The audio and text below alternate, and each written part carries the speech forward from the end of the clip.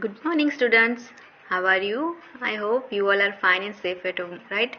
Okay, students. So, आगे हमने unit 10 में पोएम पढ़ी. अभी यूनिट पढ़ेंगे. Unit 10, the grasshoppers and the ant. Okay, first of all, I share some keywords. Okay, first word hardworking यानी कि मेहनतू. Trading to work with energy and combined delignate. Arrived यानी कि reach a place at the end of journey और अ stage in a journey यानी कि कहीं पे पहुंचना, किसी जगह पे पहुंचना. Arrived. Okay. Stay. Be freezing cold. Slammed यानी कि शट. अ डोर, विंडो और फोर्सली एंड लाउडली कि कुछ डोर या कुछ हम कैसे बंद करते हैं जोर से या मारना, यानी कि उसका मतलब होता है शट यानी कि स्लेम्ड. Okay, now you understand these new words. Okay, now I start to this unit. I read this unit you all are listen me very carefully. After complete my reading, I ask some question related this unit. Okay. Okay. The grasshopper and the ant. Once there lived a lazy grasshopper. He didn't like to work. All day long he sang songs and play in the warm sunshine. Once there lived a lazy grasshopper यानी कि ये यहाँ पे आप photo में देख सकते हो उस तीड़ा. ग्रेसहॉपर यानी कि तीड़ा. He didn't like to work. उसे काम करना बहुत पसंद नहीं था. ऑल द डे लॉन्ग ही संग song and play in the warm sunshine. वो सारे दिन गाना और डांसिंग करा करती थी और कुछ काम नहीं करती थी. वो बहुत आलसी थी. He look at me. I am as happy as can be. The grasshopper laughed at the hardworking ants as they worked day and night. और फिर वो ग्रेसहॉपर थी, तीड़ा था, वो आंट जो हार्ड वर्किंग आंट यानी कि मेहनतू आंट थी, उसको देख के हंसने लगा और बोलने लगा मैं तो कितना हैप्पी हूँ, आपके जैसे काम नहीं कर रहा. और वो जो आंट्स थी पूरे रात दिन वो काम करती थी, हार्ड वर्क करती थी. We are storing grain for the long winter ahead, they replied. The lazy grasshopper only laughed louder. और फिर वो जो आंट्स थी वो कहने लगी कि हम विंटर्स के लिए सारा खाना इकट्ठा कर रहे हैं. और वो लेजी ग्रासहॉपर थी वो फिर जोर जोर से उन पर हंसने लगी. Summer ended and the cold winter arrived. और फिर जो समर था वो खत्म हुआ और विंटर्स की सीजन आई. और फिर the wind blue strong and it started snowing. और फिर बहुत ज़्यादा वाइंड यानी कि पवन आने लगी, हवा आने लगी और स्नो बर्फ गिरने लगी. फिर क्या हुआ? The grasshoppers now began to worry. और फिर वो ग्रासहॉपर था वो बहुत वरी होने लगा. उसे फूड नहीं था उसके पास और ना कुछ लीव्स, यानी कि देखो there is no food to eat, no grass, no flower और leaves. I can't see even the tiniest fly और वॉर्म कि कोई कुछ भी नहीं है खाने के लिए उसके पास, ना घास ना फ्लावर लीव्स या कुछ भी इंसेक्ट्स भी नहीं है, कुछ भी नहीं है. What will I do? अब मैं क्या करूँ? I will surely stay, he cried. और फिर वो अकेला होने लगा, उसे ठंड लगने लगी और फिर वो रोने लगा. Let me meet my kind neighbour the ant. और फिर वो बोलने लगा कि मैं मेरे काइंड यानी कि दयालु और नेबर यानी कि पड़ोसी के पास जाके मिलता हूँ. वो जो आंट रहती थी ना उनकी बात कर रहा है. The grasshoppers remain bread. How the hard-working ant had stored away grain for the winter. He knocked at the door. और फिर ग्रासहॉपर ने तो उसे याद आ गया, रिमेम्बर यानी कि याद आना, कि वो कैसे आंट्स सब खाना इकट्ठा कर रही थी विंटर के लिए. तो फिर उसने वहाँ उसके आंट्स के घर पे जाके दरवाज़ा नॉक किया. Dear aunt, I am hungry and cold. I have nothing to eat. Please can you give me some food? और फिर वो कहने लगा Dear aunt, I am hungry यानी कि मुझे बहुत भूख लगी और बहुत ठंड भी बहुत है और मेरे पास कुछ भी खाने के लिए नहीं है, तो क्या आप मुझे खाना दोगे? Please can you give me some food? Then ant कहती है the ant shock and anger. और फिर आंट थी वो गुस्से से बोली Lazy one, what are you doing all summer? You were only singing and dancing. You should have thought of the cold winter months ahead. Go away. और फिर वो आंट गुस्से होके बोली कि अब पूरा लेजी वन, आलसी, तुम आलसी होके बैठे रहे, कुछ भी नहीं किया समर में, सिर्फ डांस और सिंगिंग की, यहाँ वहाँ घूमने लगे थे, अभी चले जाओ यहाँ से। और इसे बोल के वो आंट उसे बेच देती है। She slam her door shut, the lazy grasshopper was left as hungry as before. और फिर आंट ने उसके मुंह पे दरवाज़ा ऐसे ज़ोर से बंद किया और फिर बोला कि चले जाओ यहाँ से। और फिर ग्रास हॉपर, वो टीड़ा था, वो फिर से वो हंग्री यानी कि भूखा रह गया और उसे कुछ भी नहीं मिला। इसके ये जो स्टोरी थी इसने किसने लिखी? Adapt from the Aesop fables. तो हमें यहाँ इसमें क्या सीखना मिला कि हमें कभी लेजी नहीं बनना चाहिए, हार्ड वर्किंग बनना चाहिए। जैसे आंट्स कैसे खाना इकट्ठा कर रही थी विंटर के लिए, इस तरह से। Okay, now you all are enjoy the story, I hope. So, reading is fun. Now it's activity time. Okay, first of all I ask some question. Okay, first question, how did the grasshopper how did the grasshopper spend his days? उसने, वो grasshopper था, टीड़ा था, वो अपना दिन कैसे गुजारता था? The grasshopper spent his day in the idle manner by singing song all day and playing in the warm sunshine.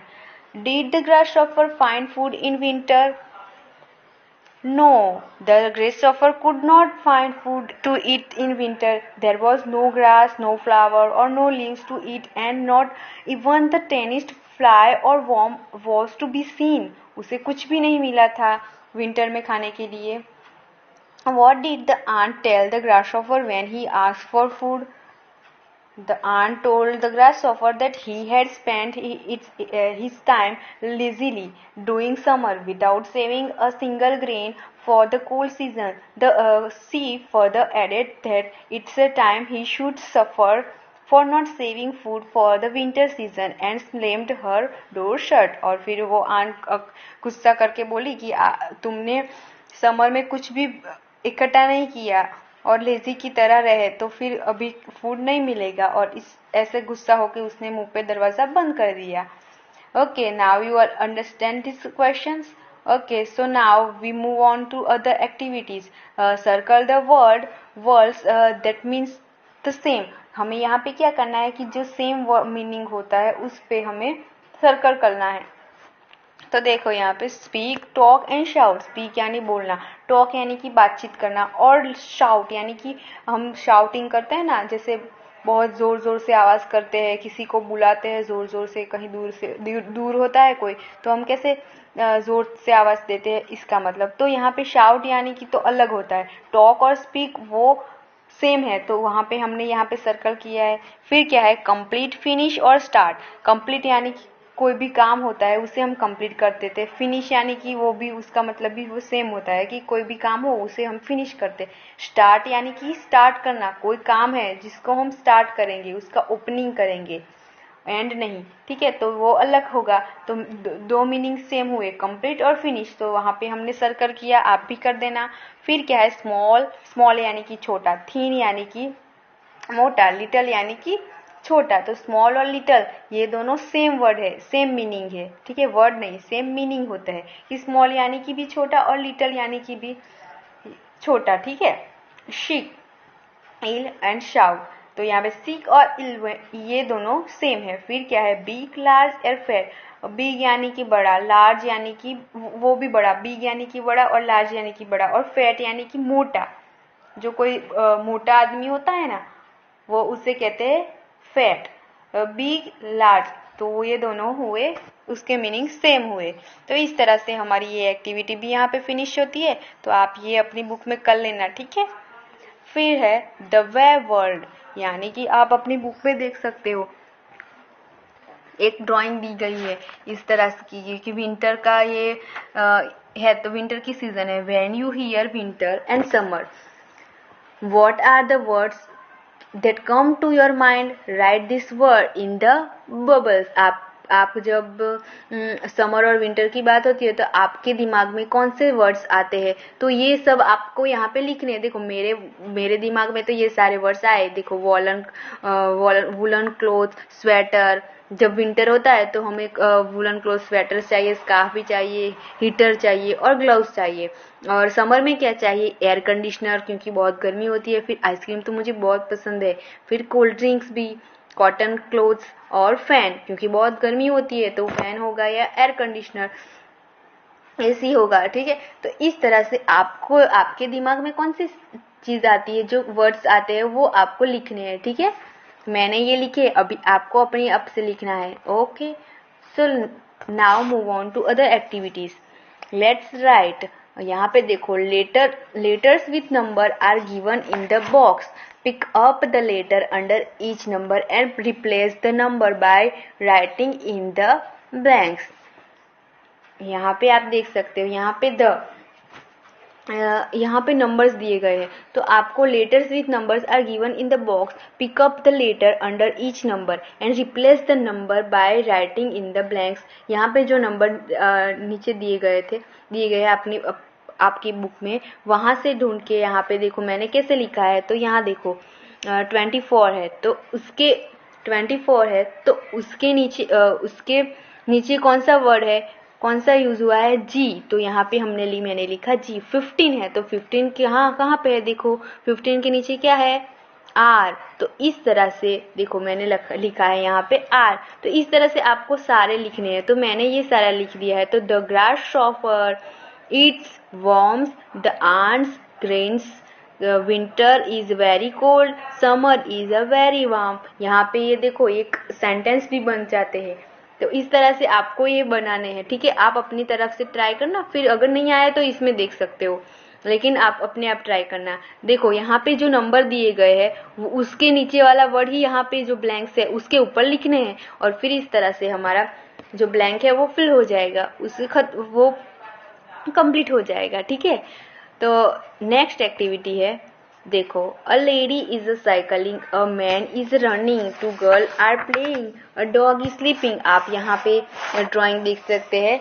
तो इस under the picture A sentence describe what each person animal is doing. Under picture B write down what each is doing. तो यहाँ पे use the word he, she, it, they instead of lady, a man, two girl and a dog. आपको ही, she और ईट का use करके यहाँ पे बनाना है। तो ये इस पिक्चर में देख सकते हो कि ये सब क्या कर रहे हैं। अ लेडी इज साइकिलिंग, एक लेडी है जो साइकिलिंग कर रही है। A man is running, two girls are playing, a dog is sleeping. और फिर दूसरा पिक्चर है, उसमें क्या कर रहे हैं वो आपको लिखना है। Two girls are skipping, a man is sleeping, a dog is drinking water, a lady is cutting grass। तो इस तरह से आपको ये भी फिल करना है। ओके, और होमवर्क में आपको ये करना है। तो देखो यहाँ पे लेट्स प्रैक्टिस, तो यहाँ पे आप अपनी बुक में देख सकते हो। तो ये आपको अपनी बुक में लिखना है। ठीक है, तो इससे आपकी राइटिंग भी अच्छी होगी। Okay, thank you, have a nice day.